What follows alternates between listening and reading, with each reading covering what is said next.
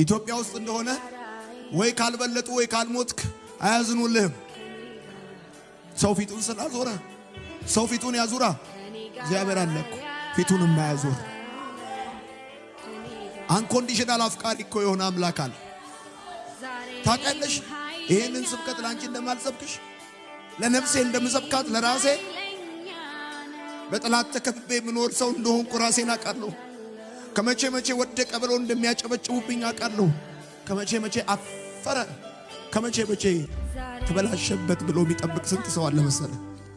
ግን ለነፍሴ ነግራታለሁ፣ ለነፍሴ ነግራታለሁ።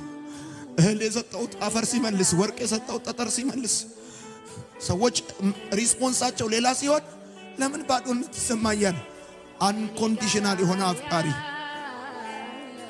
የእግዚአብሔር የታማኝነት ስሙ ነው። ተስፋ ገብቷል። ውጭ ሀገር ከባህር ማዶ የሚኖር የምጠብቀውም እጅ የለም። ሀገር ውስጥም ይረዳኛል ብዬ ኤክስፔክት የማደርገው ባለስልጣን የለም የለም። ከቆምክ ሰው ከሆንክ ብዙም ሰው አይደሰትም ባንድ። ለምን ይከፋል? ለምን ባዶነት ይሰማሃል? ለምን ያለ መፈለግ ስሜት ይሰማሃል? በፍጹም ይሁኝ ነኝ አይኔ ውስጥ ይሁኝ። ሌዊ የሚባል ማቴዎስ የሚሉት ቀራጭ መቅረጫው ላይ ቁጭ ብሎ ይቀርጣል። እና ቀራጭ ደግሞ የኃጢአተኞች ሁሉ ምሳሌ ነው። እንደዚህ ቀራጭ ስላላረከኝ አመሰግናለሁ የሚባልበት ነው። ትዳር የሌለው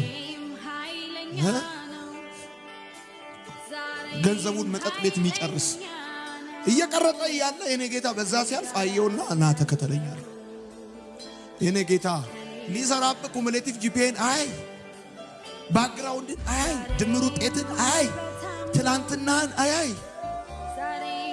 አገልጋይ ሊያረግህ በክብር ሊገልጥህ በአንተ ህይወት ሊሰራ የትላንት ድምር ውጤትን አይፈልገውም እሱ።